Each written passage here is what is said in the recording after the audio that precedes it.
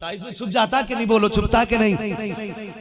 چاند چھپا، بادل، ہلکی ہلکی بارش، اور چماسے کی راتیں کہتے ہیں بہت اندھیری ہوتی ہیں، بڑے بوڑھوں کو کہتے ہیں جی ہے۔ تو چماسے کی راتیں اندھیری کیوں ہوتی ہیں؟ کیونکہ بادل جو ہوتا ہے وہ تاروں کو بھی چھپا لیتا ہے، جی پھر سامنے کبھی نظر نہیں آتا، تو اندھیرا۔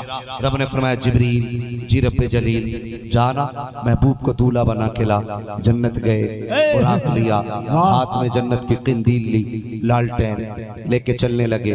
رب نے فرمایا جبریل یہ کدھر لے کے جا رہے ہو؟ کہنے لگے یا اللہ تو نے کہا نا محبوب کو دولہا بنا کے لانا ہے، یہ میرے مالک 27ویں شب ہے، سورج بھی چھپا ہے، چاند بھی چھپا ہے، بادل ہے، ہلکی ہلکی بارش ہے، اندھیرے میں تیرے محبوب کو دولہا کیسے بناؤں گا؟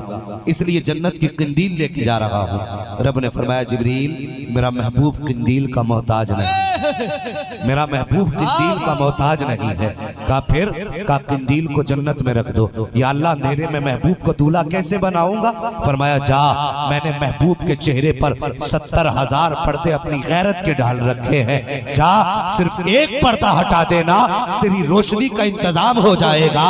جبریل کہتے ہیں محبوب کے قدموں میں آیا، تلووں کو بوسہ دیا، محبوب اٹھے، میں نے جیسے کہ محبوب کے رخ روشن سے 70,000 پردوں میں سے ایک پردہ ہٹایا تھا، کہتے ایک نقاب کا پلٹنا تھا، میری آنکھیں خیرہ رہ گئی، صرف نقاب ہٹا، ایسا لگ رہا تھا جیسے پوری کائنات کو 70,000 سورجوں کی روشنی نے چمکا کے رکھ دیا۔ کسی کو حسن کی وجہ سے دل دینا ہے، پھر آمینہ کے لال کو دل دو۔ کائنات میں کوئی اس سے بڑا حسین دیکھا ہو تو بتاؤ۔ اللہ اکبر، کون سی مثال دو گے ان کے حسن کی؟ کہاں سے لاؤ گے مثال؟ حضرت سیدہ حلیمہ سعدیہ رضی اللہ تعالیٰ عنہ حضور کو گود میں لے کے آ گئی۔ قبیلہ بنو سعد، قبیلہ بنو سعد کی یہ پہلی رات ہے جب حضور آئے ہیں، اور لٹا دیا گھر میں لا کے۔ پورے قبیلے میں خوشبو تھی، بہاریں تھی، عجیب رونق تھی۔ حضور جو مہمان بنے، لیکن جانتے عورتیں باتیں کر رہی تھی۔ آج باتیں کرتے کرتے نظر پڑی ان کی، حضرت حلیمہ کا گھر روشن ہو رہا تھا۔ کہنے لگی آپس میں لگتا ہے حلیمہ آج کوئی امیر کا بچہ لے آئی ہے، جس کے ساتھ ساتھ پیسے بھی لے کے آئی ہے۔ آج اس کے گھر میں چراغ میں تیل پڑ گیا، اس لیے اجالا ہو رہا ہے۔ ہاں، ایک دن دیکھا، 2 دن دیکھا، 3 دن، پھر عورتیں کہنے لگی مگر ایک بات سمجھ میں نہیں آتی، ہم لوگ بھی پیسے والے ہیں لیکن ہم تو اپنا آدھی رات میں چراغ بند کر دیتے ہیں، حلیمہ کا چراغ بندی نہیں کرتی ہے۔ جی صبح کو کہنے لگی حلیمہ، کہا کیا؟ کہ کم سے کم ایک بات بتا، کبھی غریبی اتنی تھی کہ تیرے گھر میں اجالا ہی نہیں تھا، آج تیرے اندر یہ رنگ اتنے آ گئے کہ تیرے پوری رات چراغ جلتا۔ کہنے لگی میں نے نہ کل چراغ جلایا تھا نہ آج چراغ جلایا، میں نے نہ آج چراغ جلایا نہ کل کا، نہ حلیمہ پھر اجالا کیسے؟ کہ میں چراغ نہیں جلاتی۔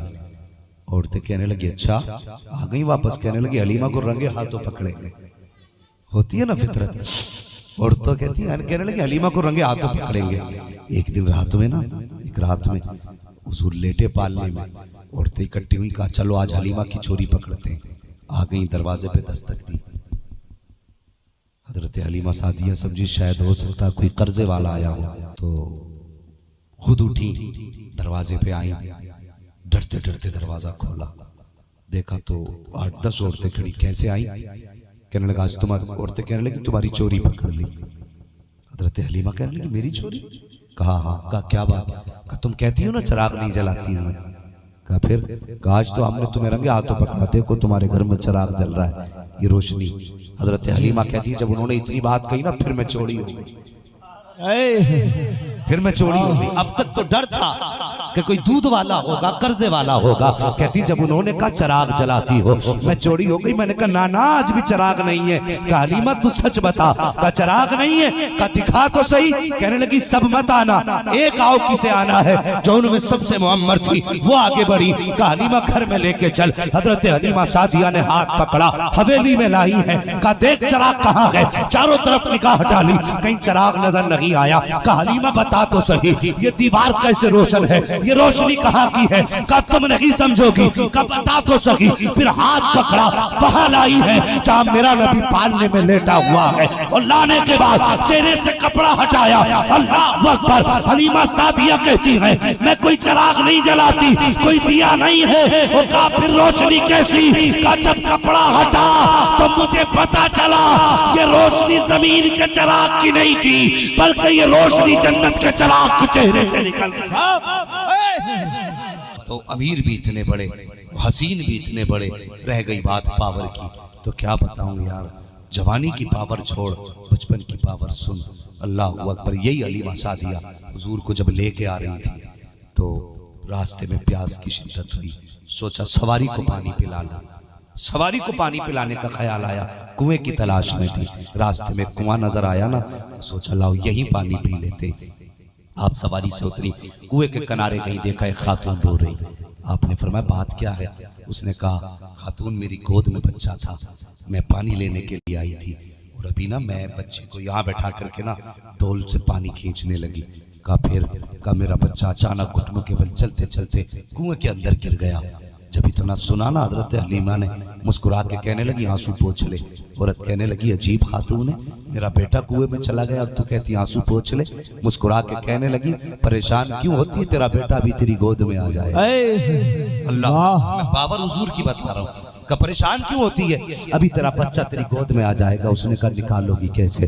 جب میرا بچہ کنویں میں گیا میرے ہاتھ میں ڈول اور رسی تھی، جب بچہ کنویں میں گرا میرے ہاتھ سے رسی بھی چھوٹ گئی، ڈول بھی چلی گئی، میرا بچہ وہ دیکھو کنویں کے پانی میں غوطے کھا رہا ہے۔ اللہ اکبر۔ اتنا سننا تھا، حضرت حلیمہ سعدیہ کی طرف خاتون نے دیکھا، کہا خاتون بتا تو صحیح میرے بچے کو کیسے نکالے گی؟ تیرے پاس کچھ ہے جس سے میرا بچہ نکالا جا سکے، یا تو کون ہے؟ کہا میں تو کچھ بھی نہیں ہوں، لیکن جو گود میں ہے یہ سب کچھ میری گود میں ہے۔ اللہ اکبر۔ اس کے بعد آپ نے حضور کا چہرہ یوں کنویں کی طرف کیا اور کنویں کی طرف حضور کا چہرہ دکھایا، صرف دکھانے کی دیر کی، پانی نے چھلانگ لگائی، اٹھتا ہوا اوپر آیا، بچے کو پانی نے پھینکا، بچہ ماں کی گود میں تھا، پانی برابر کھڑا ہوا، کہنے لگا الصلاۃ والسلام علیک یا رسول اللہ، الصلاۃ والسلام علیک یا نبی اللہ۔ جس کو بارے تو عالم کی پرواہ نہیں، ایسے